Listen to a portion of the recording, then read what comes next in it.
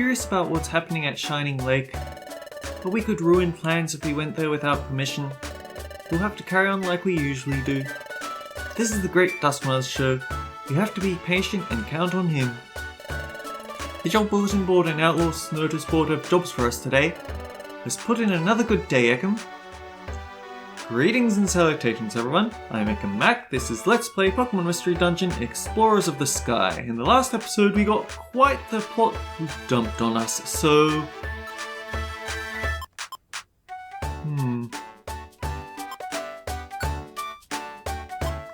No, Chris...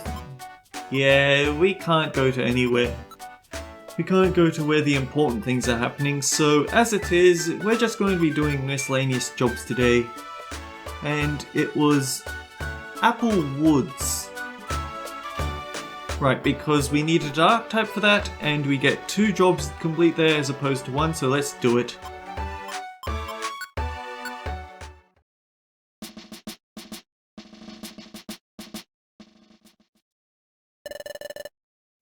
So, Pokemon Mystery Dungeon Explorers. There's certainly a lot of plot beats and dark types and the likes that are very reminiscent to those who know the story of Pokemon Mystery Dungeon Rescue Team, the first game in this series. I suppose in a way you could consider Dusknoir to be the equivalent of Alakazam. Because in Pokemon Mystery Dungeon 1, Alakazam was basically the best explorer, was the best rescue team ever. He had his own team, ACT. I need to set my tactics so people go together instead of charge head first. He had Charizard and Tyranitar with him, but he was also super smart and knew absolutely everything. Which was kind of a reference to his Pokédex entries where in the games, or rather in the mainline games, it was said that Alakazam had a super high IQ, it's just that they couldn't really integrate that into Pokemon, it was just flavor text. But then it came along and he did actually know everything, because we actually got to hear him say stuff besides his name. I feel like Dusknoir sort of fills that similar role, because he knows a lot and he's a very experienced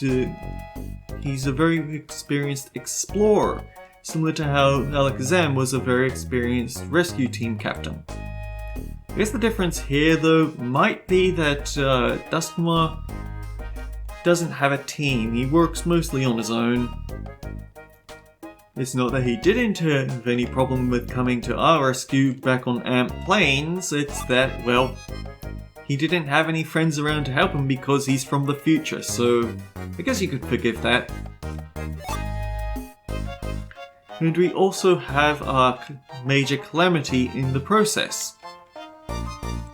Rescue Team had it that there was an impending doom by meteor hitting the planet, and just by being on the way to hitting the planet, it was causing natural disasters to appear, and mystery dungeons to appear as well. You had the thunderclouds that were really, you had the earthquakes that were really stirring up Skarmory at the start.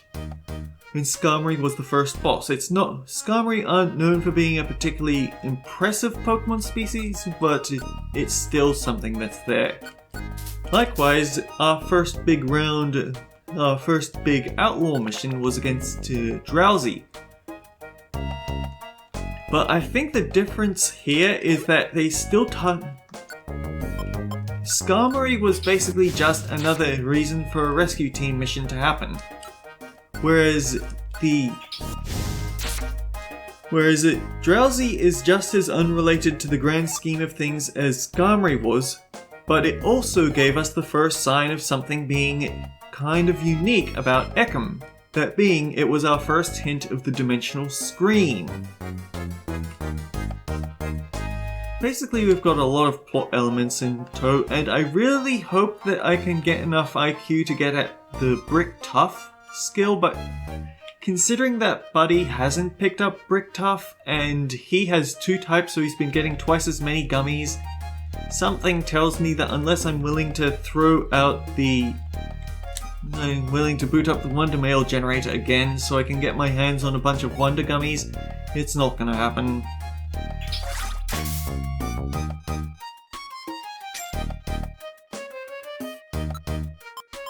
Where are the mission objectives anyway? Darn it! They don't actually give us floors to check.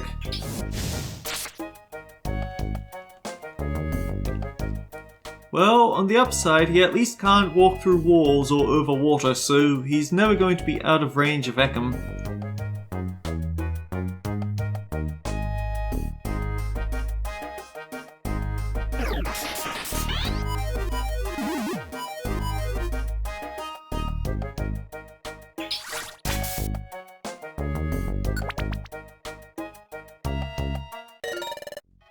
We have reached the destination, and Surskit wants to go.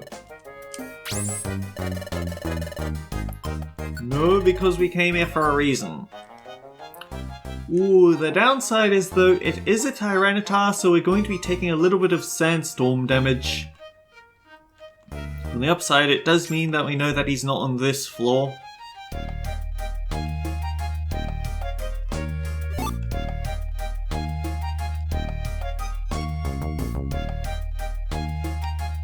Yeah, I'm pretty sure that you can't actually have multiple objectives on a single floor, so we should be fine on that.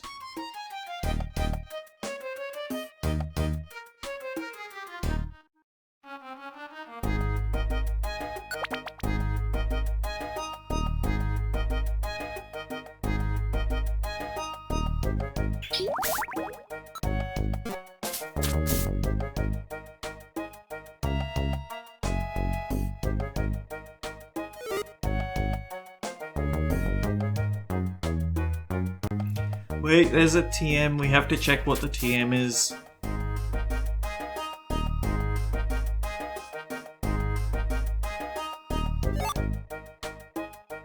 Rest.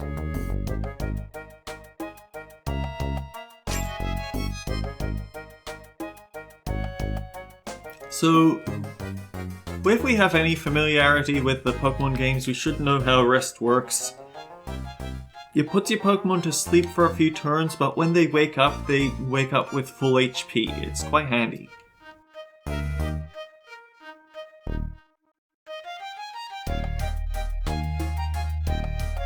But that gives me a question of how do I like putting it on the likes of Mudkip.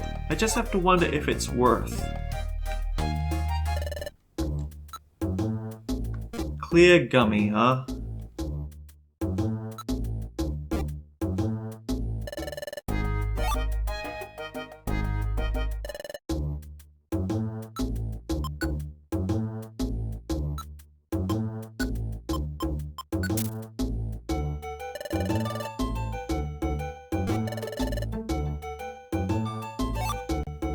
Yeah, I don't like how much they scalp the prices in this game, but I sort of understand. In Pokemon Mystery Dungeon 1, to recruit Pokemon,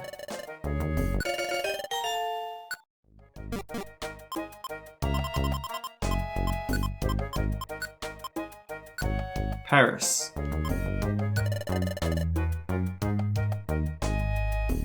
Oh, and you actually want to join us because we don't have it. We have that spare slot in the party. Anyway, where was my thought going? Alright, so in Pokemon Mystery Dungeon 1, recruitment was a bit more finicky than it is in this game. You had to get what were called friend camps, which were places for the Pokemon to hang out while they wait for you to decide on missions that they're good for and call them in for it. And the thing is that friend camps could actually get a little bit pricey. They were actually pretty hefty as a Pokesync, but once you got all of the camps, then once you got all of the camps, there was nothing else to spend on, so you'd get to save up a lot of money. Now, the reason I bring this up is because in this game, I have the feeling that job reward payouts are almost the same, where the numbers that they put on the job requests are true to what you'd have expected from the first game, but then we have the guild markup price, where they charge extra, where they take away 90% of your rewards for themselves and only let you keep 10% of it. I have this feeling that they made this change actually because they took out friend camps in this game, so they needed to. They couldn't afford you being able to buy things a lot easier from the start. The downside is that I don't want to call it scalping because that's technically not the right word, but the gouging of our paychecks, I don't know, basically the money that they take away never changes. So we're always going to be getting only 10% of the rewards, and that leads to certain things being a real pain to get our hands on because they're expensive at the shop. It just comes off as really unfair to me. I think Apple Woods was the last dungeon that didn't have checkpoints where we had to deal with the whole thing in one go. So far, all the dungeons afterwards have been definitely a lot longer, but they've also had the Kangaskhan Rock checkpoints.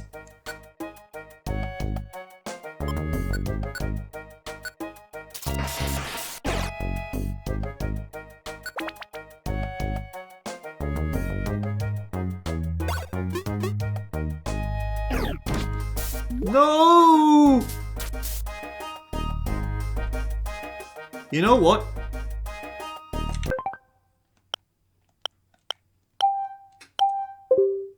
I'm actually angry about that.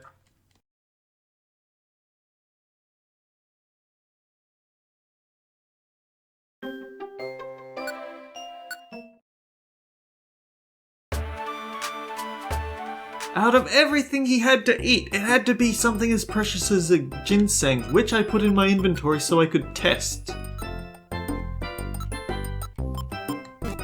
Anyway, let me think about this.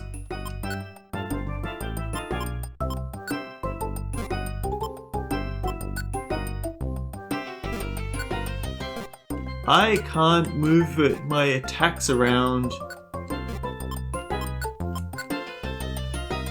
So whatever I have set at the top is going to be getting the buff.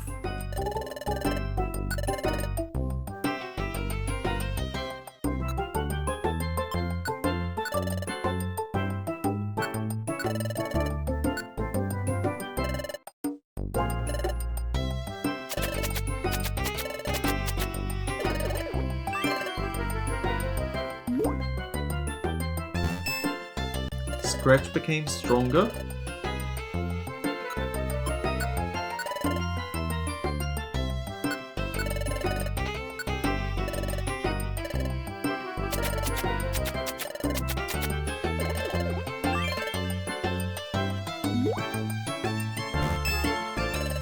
Lucky, Scratch became stronger, so what does this mean for my moveset? Ooh, so sending them through the Spinder Cafe seems to also give... Hang on. I don't know, because there's actually a bit of an RNG element to it.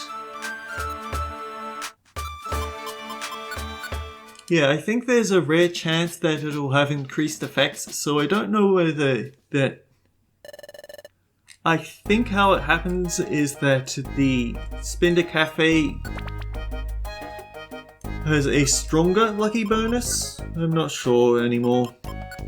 Because the guidebook doesn't really explain how ginseng work, but the online wikis are only slightly more informative.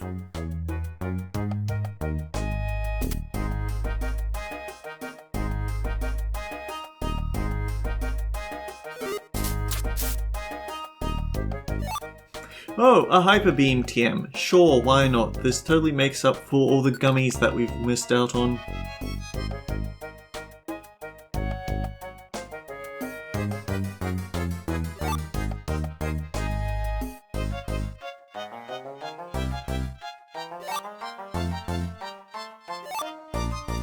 Now, in terms of what was I thinking of a moment ago? What was I thinking of? I had a thought on friend camps. Ugh.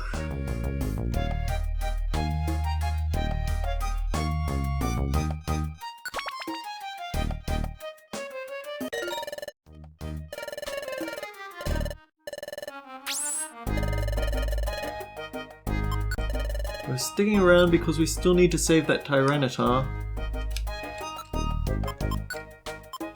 No. But I did find out that the gender of Pokemon alternate between floors, so when you are looking for the likes of Combee, make sure you do it on a floor with female Pokemon, not male Pokemon. It is one way to make up for some Pokemon having a very unfair distribution of gender, shall we say? Because female Combee in the main games are absolute pains to get. They have a very reduced appearance rate, but they're also, well, the only one that can evolve.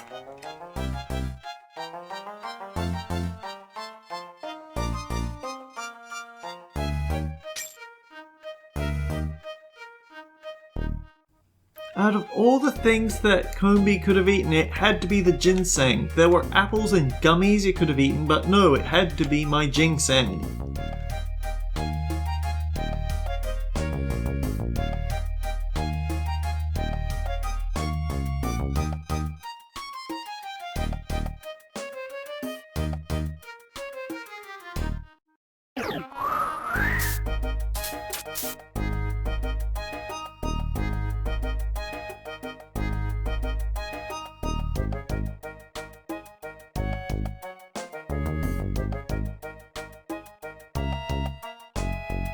Anyhow, the other reason why Dusknoir reminds me a bit of Alakazam's role in this story is that, so you had this big Fugitives arc where your player character was blamed for causing all the problems that were going on in the world.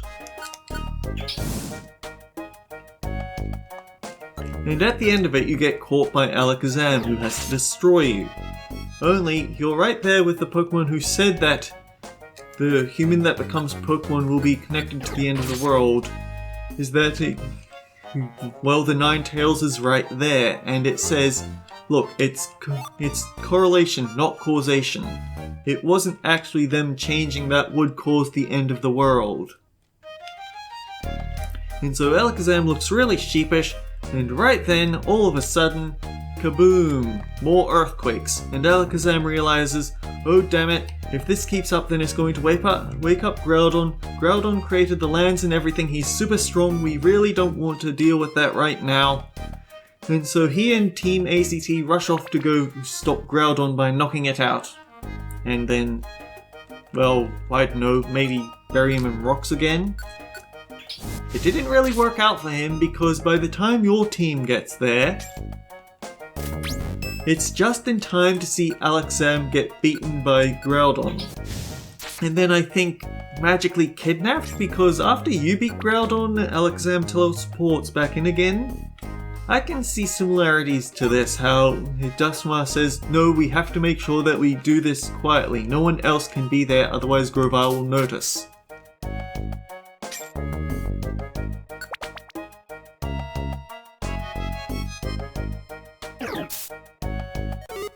Because yeah, you're gonna do a really great job of cutting the main characters out of the plot, aren't you?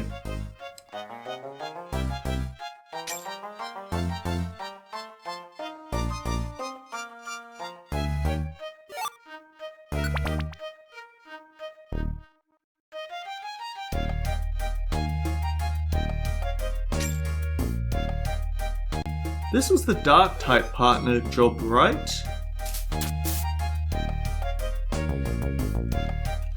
I'm worried that one of these times I'm going to use Scratch on one of those Paris and all of a sudden I'm going to get hit with Effect Spore because they do have that in this game.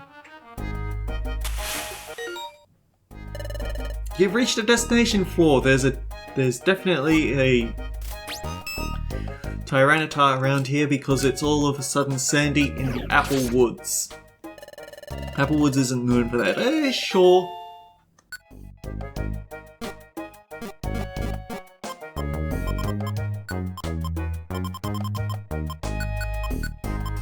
You can be Kelly.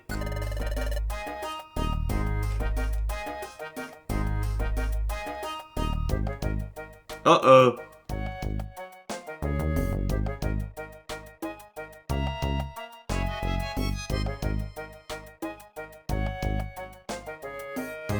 Tyranitar, we gotta get out of here before you kill our new team member.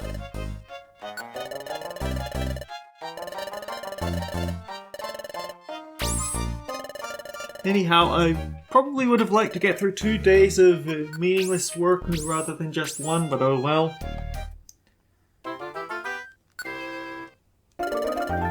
Thanks for riding Tyranitar, you get 250 Poke, Royal Gummy.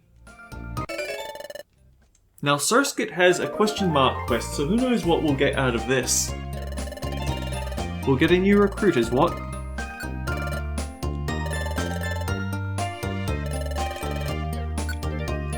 Female, huh?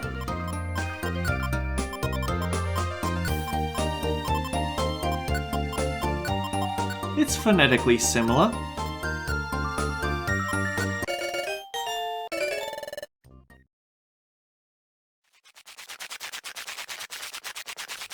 Anyhow, bit of a short episode, but what you gonna do? I think next time I'll check out some of the new dungeons.